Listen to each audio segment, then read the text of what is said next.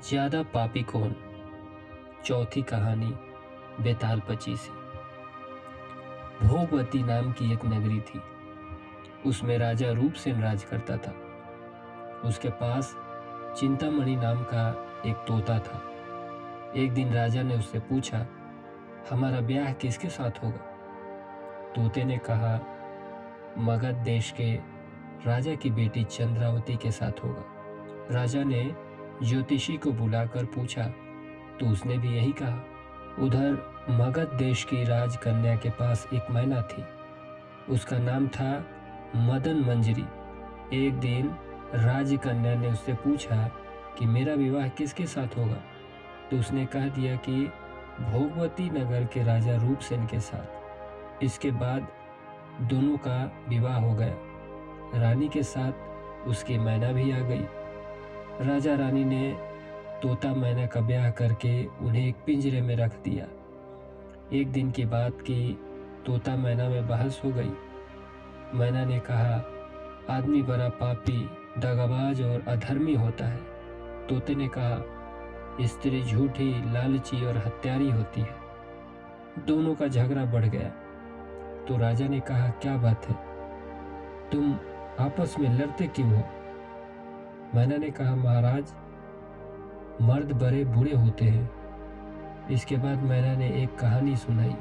इलापुर नगर में महाधन नाम का एक सेठ रहता था। विवाह के बहुत दिनों के बाद उसके घर एक लड़का पैदा हुआ। सेठ ने उसका बड़ी अच्छी तरह से लालन पालन किया, पर लड़का बड़ा होकर जुआ खेलने लगा। इस बीच सेठ मर गया। लड़के ने अपना सारा धन जुए में खो दिया। जब पास में कुछ न बचा तो वह नगर छोड़कर चंद्रपुरी नामक नगरी में जा पहुंचा। वहां हेमगुप्त नाम का साहूकार रहता था। उसके पास जाकर उसने अपने पिता का परिचय दिया और कहा कि मैं जहाज लेकर सौदागरी करने गया था। माल बेचा, धन कमाया, लेकिन लौटते में समुद्र में ऐसा तूफान आया कि जहाज डूब गया और मैं जैसे तैसे बचकर यहाँ आ गया। उस सेठ की एक लड़की थी, रत्नावती। सेठ को बड़ी खुशी हुई कि घर बैठे इतना अच्छा लड़का मिल गया। उसने उस लड़के को अपने घर में रख लिया और कुछ दिन बाद अपनी लड़की से उसका विवाह करा दिया। दोनों वहीं रहने लगे। अंत में एक दिन वहां से विदा हुए। सेठ ने बहुत सा धन दिया और एक दासी को उसके साथ भेज दिया। रास्ते में एक जंगल पड़ता था। वहां आकर लड़के ने स्त्री से कहा, यहाँ बहुत डर है, तुम अपने गहने उतार कर मेरी कमर में बांध दो। लड़की ने ऐसा ही किया। इसके बाद लड़के ने कहारों को धन देकर डोली को वापस करा दिया और दासी को मारकर कुएं में डाल दिया। फिर स्त्री को भी कुएं में पटक कर आगे बढ़ गया। स्त्री रोने लगी। एक मुसाफिर उधर जा रहा था। जंगल में रोने की आवाज़ सुनकर वो वहां आया। उसे कुएं से निकालकर उसके घर पहुंचा दिया। स्त्री ने घर जाकर माँ बाप से कह दिया कि रास्ते में चोरों ने हमारे गहने छीन लिए और दासी को मारकर मुझे कुएं में ढकेल कर भाग गए। बाप ने उसे ढाढ़स बढ़ाया और कहा कि तू चिंता मत कर, तेरा स्वामी जीवित होगा और किसी दिन आ जाएगा। उधर वो लड़का जेवर लेकर शहर पहुंचा। उसे तो जुए की लत लगी थी। वो सारे गहने जुए में हार गया। उसकी बुरी हालत हुई तो वो ये बहाना बनाकर कि उसका लड़का हुआ है, फिर अपनी ससुराल चला। वहां पहुंचते ही सबसे पहले उसकी स्त्री मिली। वो बड़ी खुश हुई। उसने पति से कहा, आप कोई चिंता न करें, मैंने यहाँ आकर दूसरी ही बात कही है। जो कहा था वो उसने बता दिया। सेठ अपने जमाई से मिलकर बड़े प्रसन्न हुए और उन्होंने उसे बड़ी अच्छी तरह से घर में रखा। कुछ दिन बाद एक रोज जब वो लड़की गहने पहने सो रही थी, उसने चुपचाप छुरी से उसे मार डाला और उसके गहने लेकर चंपत हो गया। मैना बोली, महाराज, ये सब मैंने अपनी आंखों से देखा। ऐसा पापी होता है आदमी। राजा ने तोते से कहा, अब तुम बताओ, कि स्त्री क्यों बुरी होती है। इस पर तोते ने ये कहानी सुनाई। कंचनपुर में सागर दत्त नाम का एक सेठ रहता था। उसका श्रीदत्त नाम का एक लड़का था। वहाँ से कुछ दूर पर एक और नगर था, श्री विजयपुर। उसमें सोमदत्त नाम का सेठ रहता था। उसकी एक लड़की थी। वो श्रीदत्त को ब्याही थी। ब्याह के बाद श्रीदत्त व्यापार करने परदेश चला गया। 12 बरस हो गए और वो न आया तो जयश्री व्याकुल रहने लगी। एक दिन वो अपनी अटारी पर खड़ी थी कि एक आदमी उसे दिखाई दिया।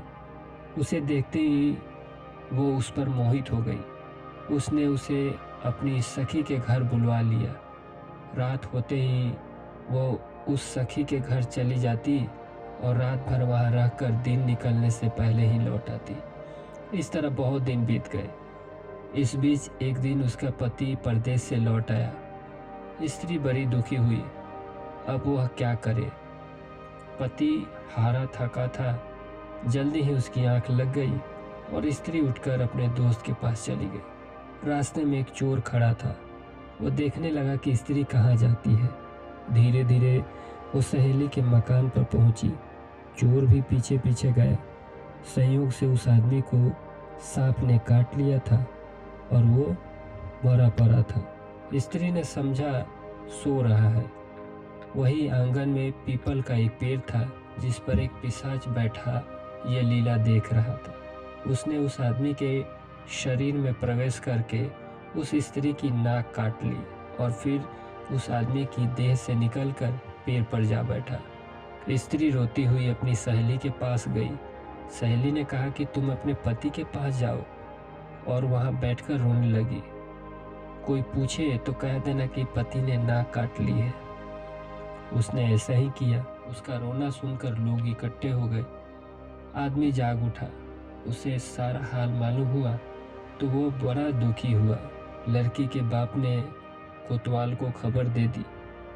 कोतवाल उन सबको राजा के पास ले गया। लड़की की हालत देखकर राजा को बड़ा गुस्सा आया। उसने कहा इस आदमी को सूली पर लटका दो। वो चोर वहां खड़ा था। जब उसने देखा कि एक बेकसूर आदमी को सूली पर लटकाया जा रहा है तो उसने राजा के सामने जाकर सब हाल सच सच बता दिया। बोला अगर मेरी बात का विश्वास न हो तो जाकर देख लीजिए। उस आदमी के मुंह में स्त्री की नाक है। राजा ने दिखवाया तो बात सच निकली। इतना कहकर तोता बोला हे राजा, स्त्रियां ऐसी होती है। राजा ने उस स्त्री का सिर मुड़वाकर गधे पर चढ़ाकर नगर में घुमवाया और शहर से बाहर छुड़वा दिया। ये कहानी सुनाकर बेताल बोला राजा बताओ कि दोनों में ज्यादा पापी कौन है। राजा ने कहा स्त्री। बेताल ने पूछा कैसे।